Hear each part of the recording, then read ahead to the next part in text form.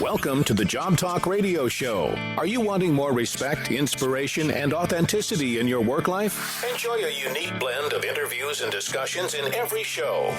We may trade our time for money, but that doesn't mean we have to be miserable at work. Gain the tools and knowledge you need to make a meaningful difference in your work life and find your professional fulfillment. Welcome to the Job Talk Radio Show with your host, Dr. Tina.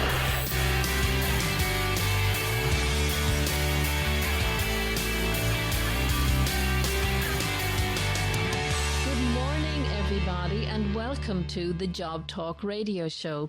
Of course, I am your host, Dr. Tina. Before we begin, I always want to share with my listening audience who I am and why I do what I do. First and foremost, I am an executive coach. I am also the creator of the Job Talk Radio Show. I became a coach as I began to become aware of the joy, the pain, the turmoil we each experience in our work life, and I studied to understand how to create harmony, peace and joy in the hours, days and weeks we spend on the job. You know, in life we cannot always choose what we do, but we can always choose who we are and how we show up. And just because we choose to trade our time for money does not mean we should be miserable in our work life. As human beings, I believe that we each aspire to a life of autonomy, of mastery, and of a sense of purpose. The Job Talk Radio Show, then, is targeted at listeners wanting more encouragement, respect, and inspiration in their work life. So every time you listen to the show, I hope you take away a nugget of wisdom about making your work life more joyous, more fulfilling, and profitable. To that end, today it's my great pleasure to introduce to you a beautiful soul, a fellow traveler in the person of Myrna Young. Myrna, welcome to the Job Talk Radio Show. Thank you, Dr. Tina. I am so appreciative of being on your show and speaking to your audience. Thank you. You're very welcome. Myrna's topic, the fire within. What is your gasoline? So here we have passion and the pragmatist coming together saying, I've got passion, what's fueling it? Myrna, your bio is very modest. Based on what we've talked about in the past, I know it's substantially more. I'm going to ask you to fill in the details. But for my listening audience, I'm just going to share that Myrna is a certified coach from the University of Miami. She is also accredited from the International Coaching Federation, whoop whoop, and a published author and motivational speaker. Myrna's specialties include helping entrepreneurs achieve success by creating awareness, understanding, and working with their vision and understanding their edge. Myrna specializes as a spirituality coach, helping her clients understand their purpose by understanding what lights their fire. Myrna was the president and CEO of a Royal Livery Limousine service in Toronto, Canada for 12 years. She was awarded Entrepreneur of the Year in 1998 for her achievements with that company. She is now the founder and president of MyHelps Inc., a company that offers others, or rather helps others, find personal and professional success. Myrna has published 2 biographical books, Becoming Conscious, My Awakening, and now at the publishers, Out of the Snares. Myrna's success comes from incorporating biblical principles into her life. Myrna, this is a beautiful bio. It's modest. What did I leave out? Well, I am, we're all part of a journey. And I highlighted, some of the, the top things in my journey. But one of the reasons that I became a coach is because I have had to traverse the work-life balance and always directed to myself towards entrepreneurship, because I do believe that, that is where you have the most personal success and personal success, as well as, the feeling that you're working towards a purpose. So yes, as I worked for a lot of, Fortune 500 and Fortune 100 companies as a salesperson and as an employee. And but I've always wanted to become my own CEO and to have my own enterprise. And as I build my business, I hope to build it by helping others in that same transition. Whether they want to be more on their job or they want to be more in their own company.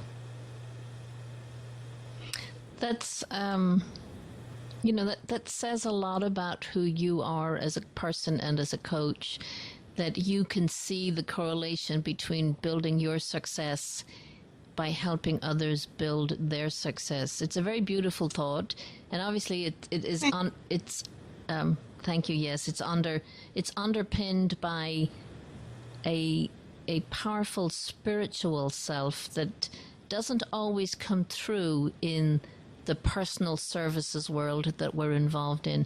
How did you transition to that understanding of who you are?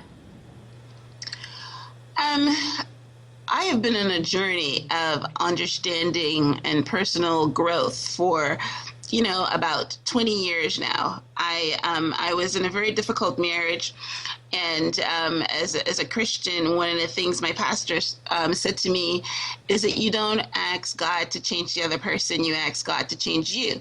So I started on that journey of changing me and focused on consciousness, which is why my first book was Becoming Conscious, My Awakening. As you literally awake from a sleep and understand that the world around you is we're never in the present moment, and we're always thinking of the past or the future. But once you become aware through meditation, through stillness, of events that's happening around you and understanding deeply who you are, why you make the choices, things like that, then that's how you grow your spirituality. And it is one of the focal points or the building blocks of my coaching practice.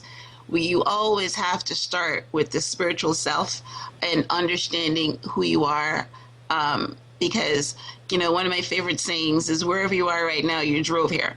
So that means that who you are today, what you're showing up is, it's a summary of all the things in your past.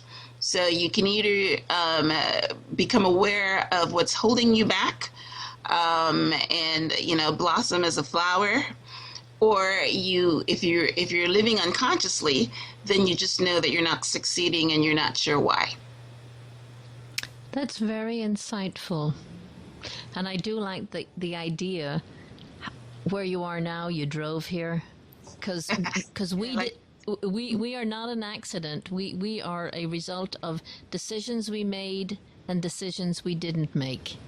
Sure.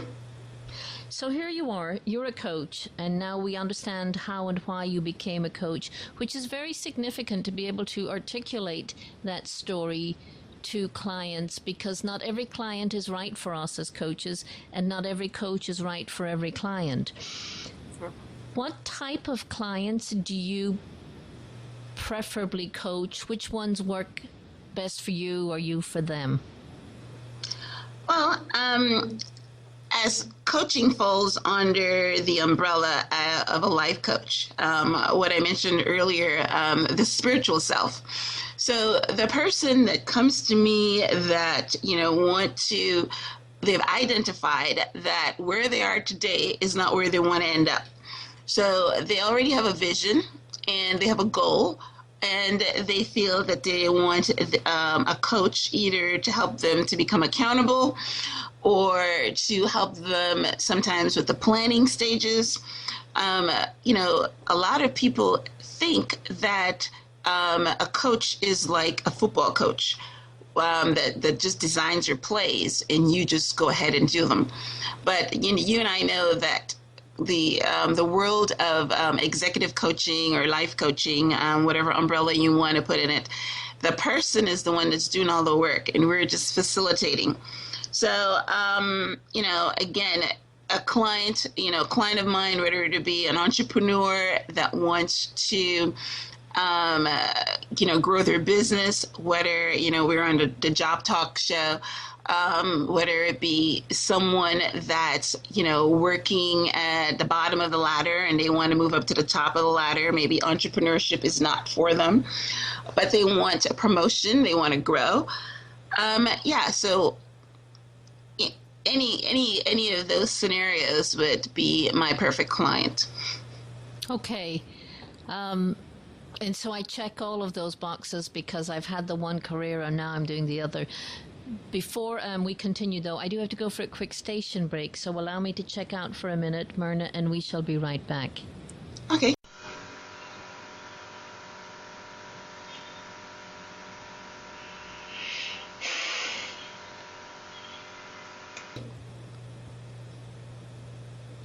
Welcome back, everybody. Of course, you are listening to the Job Talk radio show, and I'm your host, Dr. Tina.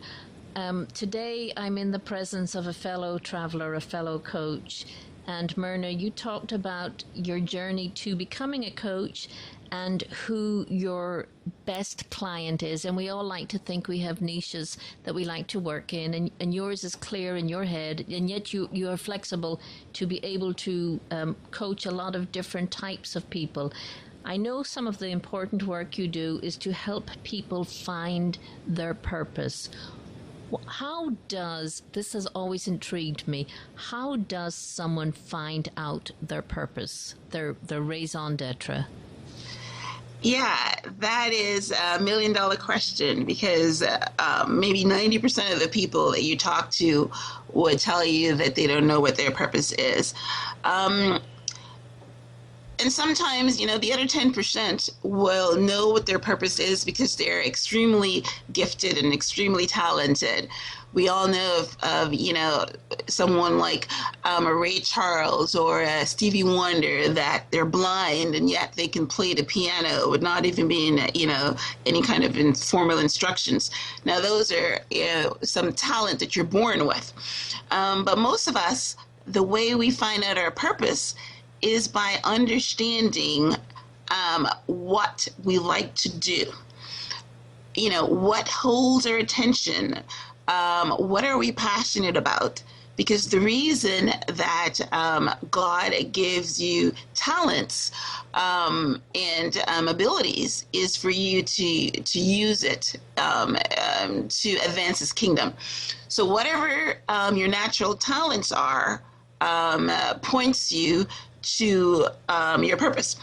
For instance, when I looked at myself, as I mentioned to you that I did a lot of internal, work on myself and growth, and I looked at my natural abilities. We're on the radio, but you can't see that I have a dazzling smile, and everybody that comes and sees me always talks about my smile.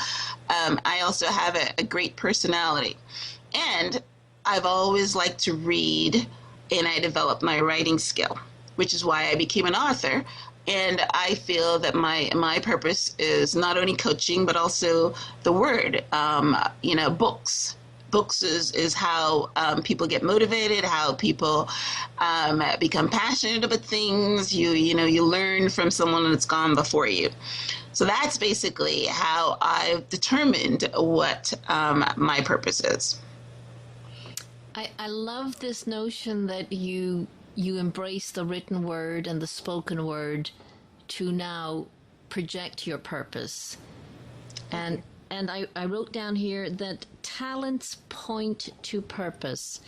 I've been working on a concept lately, and it truly is based on the parable of the talents, and that is our reason to be.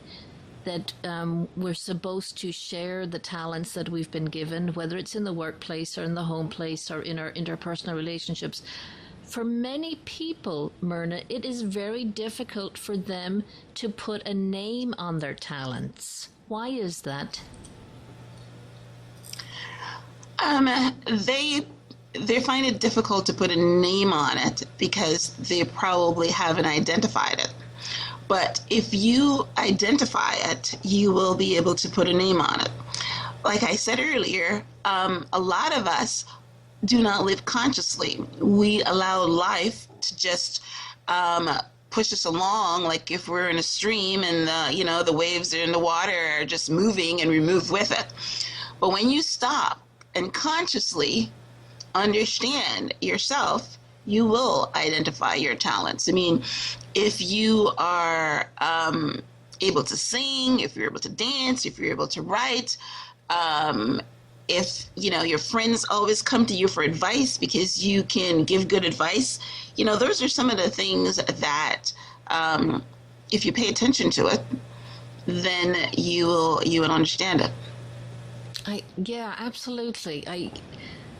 Many of us do not live consciously, but the act of paying attention to what's going on around us and why people come to us, that certainly would help highlight and illuminate. And as you said earlier, what holds our attention helps us to identify what our talents are, which leads to our purpose. I love this, that you've logically mapped out how to become this consciously living person.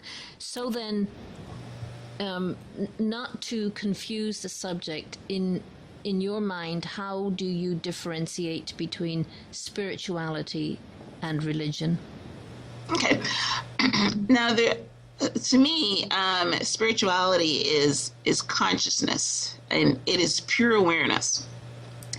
It is becoming aware that we are dual beings, both spirit and flesh. I mean, most of us just concentrate on what you see, what you can touch. But, the spirituality is our thoughts. And your thoughts are so, so, so important to whether you're successful or not. As a Christian, I believe that my spirit will have eternal life. If you're a Hindu or a Buddhist, you believe that, when this body dies, it reincarnates into or recycles into another body. But so the religion part of it is saying maybe what will happen to your spirit when your body dies. But I mean, but that's after death. We can work with the spirit part of us while we're still alive. And that is where I concentrate as a spirituality coach in understanding your thoughts, understanding the spirit part of you, understanding, your source and how, we all are the universe. We're all connected, that kind of thing. That's the part of the spirituality. So what then is spirituality coaching, and how would that differ from pure life coaching, leadership coaching, executive coaching? Okay. Well, I always start off, in fact, I have a 6-week program that I've designed, and I start off with the spiritual part of it. So for instance, week 1, we talk about introspection. What are your values? What are your talents? What do you understand your purpose is? We look at you, we go inside. And then week 2, we talk about where you are today. Where have you identified that you are today because you want to go somewhere and let's say that you are right now in Florida and you want to go to California. You need to know where you're starting from. And then, then we identified your top 3 goals. We design a path to get to the goal. We look at some of your communication skills, and then we design some action plans. So to answer your question, the spirituality coaching would be weeks 1 and week 2, where we go inside, we understand a person. And then if you're a leader, then you want to understand how these values, how whoever you are, in your original speech when we started the show, you talked about how you show up. Because whoever you are is how you're going to show up. Whether you're a leader, whether you're a CEO, whether you're the receptionist, whoever you are is how you're going to show up. So we first understand that, Then we understand where you want to be. So if it's entrepreneurial coaching, then we're going to work on growing your business. If you're a leader and executive, then you have to you want to be able to communicate better with your department. You want to be able to motivate your team. So, that's how we work. But, if we were to go straight to putting action steps and putting a Band-Aid on the problem and not understanding, what's beneath it, we wouldn't have as much success. I love this notion of a step-by-step approach to becoming conscious, to pursue a conscious living. Where is the resistance? What would be the resistance that people experience trying to turn on this on switch to conscious living? Well, that's the thing. And I should say that's the beauty of the whole process, because we live unconsciously. For instance, my very last coaching session, I was speaking to someone that identified that they want to do strength training and aerobic training, but they're not going. So, my first, light bulb was because they don't like it. So, but until we identify what it is, because I shouldn't say we all, most of us have a goal, but we don't do anything about it. And that's because we haven't identified the obstacles. Or if we do, we identify it to such a superficial level that we actually don't do any of the work. So in the coaching session, my client homework is to find some way to have joy. And I told her about my experience. I run, but I've always hated running. And the way I've worked to enjoy it is having loud pumping music in my ear. And when I do that, I'm like having so much fun, and I do it. So we all have to understand our obstacles, understanding what stops us from taking the action. I love to repeat Tony Robbins. One of the statements that he makes is that we all move towards pleasure and away from pain. So we're not going to do anything that we don't like. We're not going to do anything that's, painful, but we all want to have fun.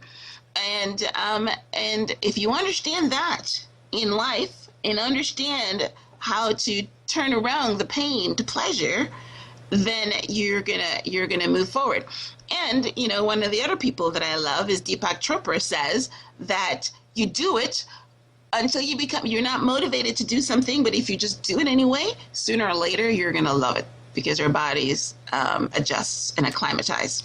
And at this very moment, I need to adjust us to a station break. But Myrna, before we do, I always give my guests an opportunity to help my audience know how to find you, to find out more about the services that you offer. What's a good contact information for you?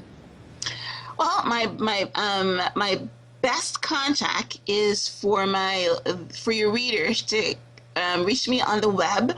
My website is www.myhelps, which is Myrna Young Helps, MyHelps.us. Contact information is area code 954-999-6125, and my email is myrna@myhelps.us.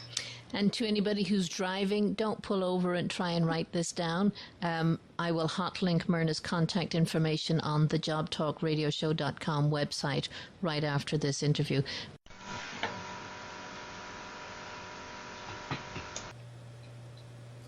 Welcome back, everybody. Of course, you are listening to the Job Talk Radio Show, and I'm your host, Dr. Tina. Today, it is my great pleasure to interview, I've introduced you to, but to interview Miss Myrna Young, and we are talking about the fire within. What is your gasoline? Myrna, before the break, we talked about your coaching approach, how you became to be a coach, and you explained a little bit about spirituality coaching. Tell me now, what you mean about the fire within. Okay. Well, I believe that the Bible teaches us it's our blueprint to life. And Jesus taught by parables, but the Bible also talks about principles. So one of the principles of the fire within is Moses at the burning bush as he talked to God. And God was telling him what his purpose was and sending him to go talk to Pharaoh. And he was telling God that he didn't want to do it because he did not believe that he was talented enough or he didn't have the skills.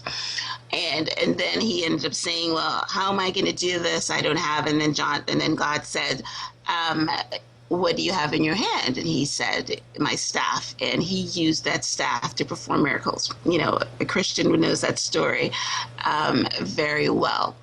So the principle behind that story is that we are all a burning bush.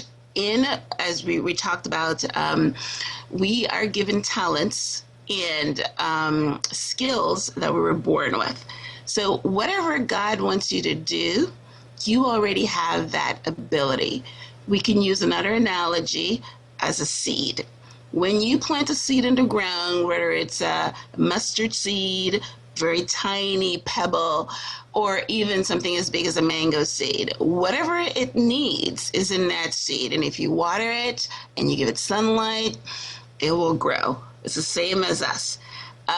So again, a lot of people don't understand what their passions are and what is this fire that's within the burning bush within them until someone lights it. You have to have something that lights that fire, right? Whether you will be, it's interesting how I came to become a life coach per se. I've always been in the, people would come to me, my girlfriends would always come to me because they like my opinions, they like my responses, as the eldest person in the family, and the children, my brothers and sisters would come to me for advice. So I always thought that I had something to share because, I read so much. But one day I was reading the newspaper, which is I never read the newspaper, but it just came across my path. And I saw one of her members from church, and she was a life coach. And I knew immediately that's what I wanted to do. My daughter is now in Washington taking her master's in political science, and she read a book, and immediately her fire was lit within. So whatever it is that is in you, this burning bush, something is going to ignite it. And whether it be you see injustice somewhere and you want to make sure that it doesn't happen. People are, taking up pet projects or wanting to save the whales. Whatever it is, some situation, some injustice is going to awaken that fire. That will be the gasoline that will awaken that fire. I love this, and I here's an observation. Many times our friends will do something over and over again, and it's just what they do. And then something happens in their life, and they have to recalibrate their whole life, and they use their hobby. Let's say it's a hobby. They'll use their hobby as an example to re-anchor themselves or reinvent themselves, and they'll go, I never thought I was going to make jewelry as a second career. And we all go, well, shoot, we knew you were going to do that. We were just waiting for you to turn on the switch. And right. so a lot of times I think it's this, the ignition is, I don't want to say a tragedy, but an adverse circumstance. Yes, exactly. Something you see and it just lights your fire. And then you become an activist, or you understand what your purpose is and you go all out for it. And yeah. So here you are now. You're if you're not the firelighter, you're the identifier of the ignition material. How can someone get this fire?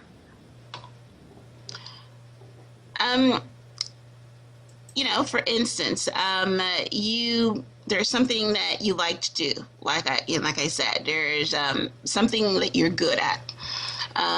Another example is, one of my clients loves yoga, but she dismissed it as just a hobby. It was just something that she likes to do. She makes very good money as a corporate executive, and she wasn't going to go teach yoga for some nominal fee, but she wanted to leave a legacy. So she came into coaching to understand how she can leave a legacy.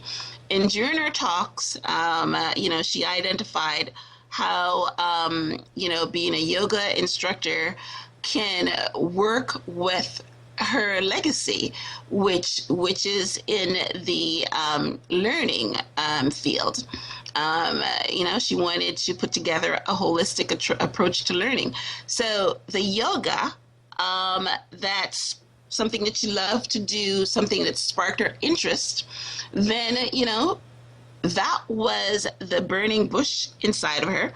And the igniting was her legacy and learning how to use yoga as teaching others to be a holistic approach to learning. So you get the fire by, again, identifying what you love and using it to help others in some way. How difficult is it for people without this support of a coach to hone in on the thing they want to do or the thing that they're good at? It's incredibly difficult unless they're conscious. Because, unless they're living consciously, unless they're going in a meditative, experience daily or weekly or however that they get quiet and get still and reflect, then they will never get it. Because our job as coaches is to ask the tough questions. Our job as coaches is to, read behind the words. I heard this great analogy the other day. I was reading a coaching book, and it said, just like the two of us right now, we're talking, you're someplace and I'm someplace else, but we're talking and we're communicating. And the analogy was, when we listen to the radio, we know that there's waves behind the radio, but we don't concentrate on the waves. We just concentrate on what we're hearing. But as coaches, we focus on the waves. We understand what's coming behind the communication if you're going to be a good coach. So when someone, says something to you to a coach, and they're just speaking, we are able to go behind the conversation and go behind the words and understand the waves behind those words and maybe ask some questions that's in their blind spot. And that's what coaching is all about. Powerful questions to make our clients think, unless they're very conscious, they're living, a conscious life, and they're able to do that themselves. But even so, it's very difficult because your mind will block it. Yes. So, yes, it's hard, and yes, I encourage everybody, if they're trying to make a change in their life, to hire a coach as an accountability partner. How specifically, Myrna, do you help entrepreneurs through the coaching relationship? Yeah, well, entrepreneurs have a vision, or they should. When you become an entrepreneur, you're the CEO of your company. You are, one of my other favorite sayings, you are the lid. Your company would grow as far as you personally will grow or are willing to grow. So, entrepreneurs, when they come into coaching, a lot of times, because, entrepreneurship is it's not a 9-to-5 job. It's something that you're going in different directions all the time. And a lot of times you don't have time to say, okay, this is my vision. This is the steps that I want to accomplish in order to get that vision. Sometimes you're just like somebody at work, just going along with all the problems and all the things that are happening in your company and don't take any time to sit down and plan. So that's what I help entrepreneurs do. Every week, we come into the coaching conversation and we plan, we review, and we reflect. And or there's homework, or there's things that they do in between the session. And then the next time they come into coaching, I would ask them about it. Well, it's the same in any kind of coaching specifically. The law of attraction is initiated when you say, this is what I want to do, and this is what I'm going to do, and you work towards it. It will happen. That's the I've recently reread The Alchemist, and that beautiful line in it, and it goes something like this: when you state your desires, the universe conspires to give you what you need. It's true. It's absolutely true. Yep. Myrna, we do have to go for a quick station break. If you could just hold that thought, I do want to come back to the powers of affirmation, particularly for you as a coach to entrepreneurs. We shall be right back.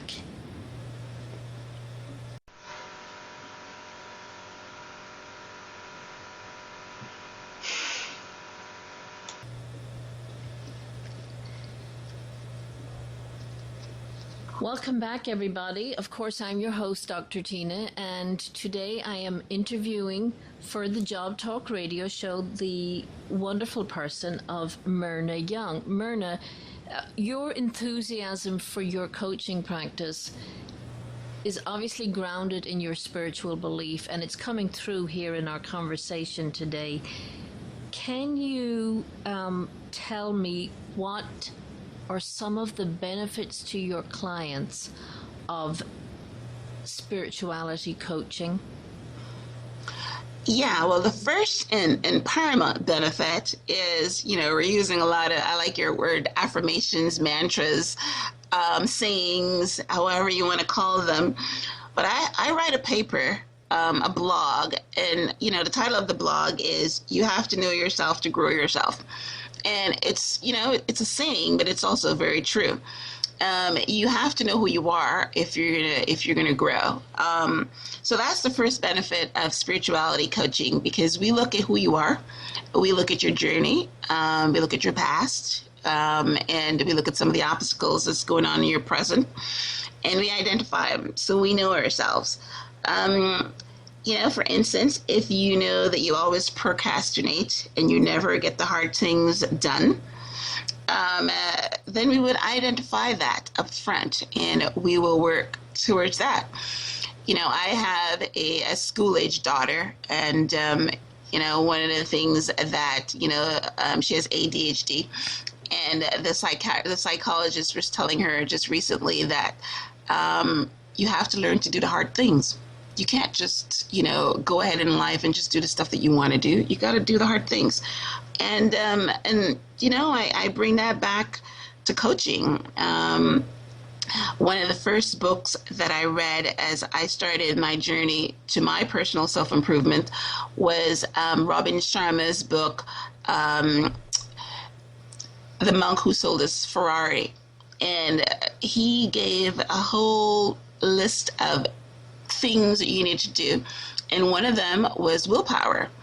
And I will tell you that when I was practicing willpower, I would get up every morning at 5:30 and it was dark, and I would go run. I told you I hated running, but I did it. Most people don't want to get up out of bed when it's cold and dark and whatever, but I understand the principle of building willpower, and that's just one of the things. So getting back to the question, spirituality coaching is identifying all those things.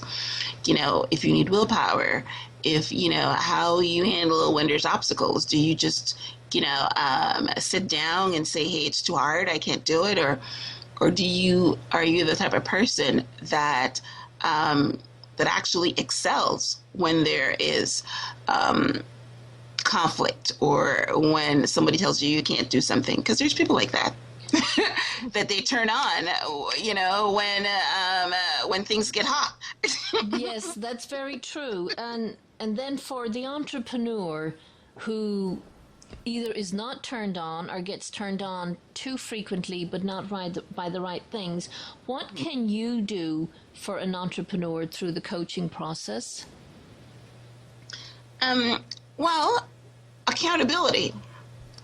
As we come into as we come into the coaching conversation, on a weekly basis, which is mostly how coaching is organized, then they have a goal, they have a vision, whether it's getting a certain amount of clients, whether it's revenue based, whether it's they want to grow regionally or whatever it is that they want to do, then yes, keeping it in front of them every week, working towards it, you will absolutely achieve it.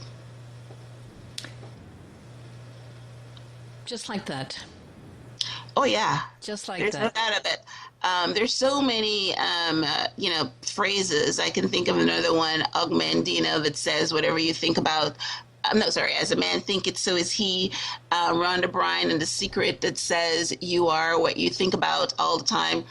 It starts with thought. It does. It absolutely starts with thought. Yep. Myrna, I understand that you are also an author, and you mentioned your first book. Now you have two books. What are they about? Well, both books has the foundation of my journey. I was born very poor in British Guyana, immigrated to Toronto, Canada, and now I'm a U.S. citizen. So along the way, I had the fire within me at a very early age that I wanted to excel, and I set personal goals for myself. So one of the things about myself is I've always been personally motivated and self-directed.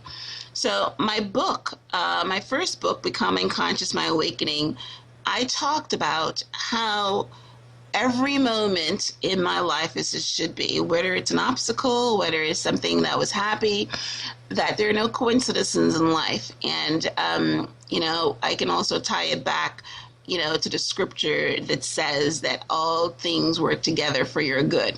So that was the format of my first book, Becoming Conscious, My Awakening.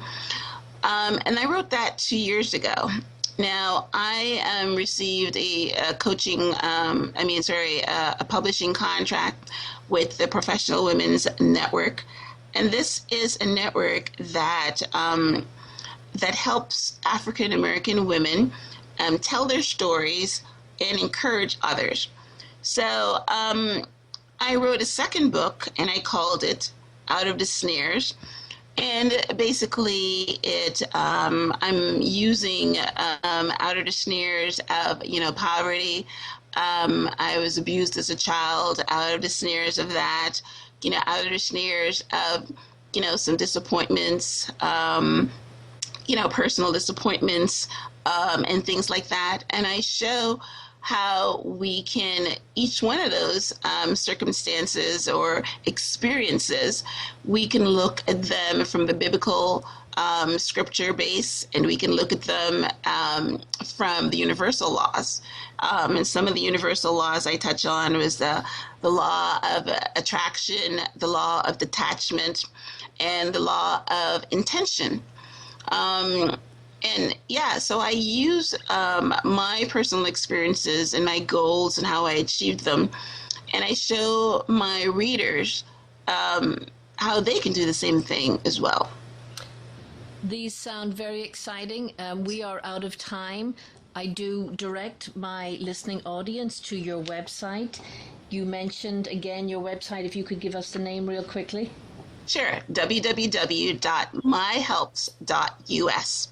Myrna, thank you. This has been a wonderful interview, and I see that you are a soul on your journey. I applaud you for your conscious living and for your willingness to share and be open about your life with our listening audience. It is very inspirational. For my listening audience, of course, before I bid you adieu, I always remind you that the Job Talk radio show is about showcasing people who have found their passion or they are in pursuit of their passion. You learned today that Myrna has found her passion, and she as a coach is helping you find your passion. I hope you've taken away a nugget of wisdom about making your work life and your whole life more joyous, fulfilling, and profitable. This is Dr. Tina signing out. I bid you adieu.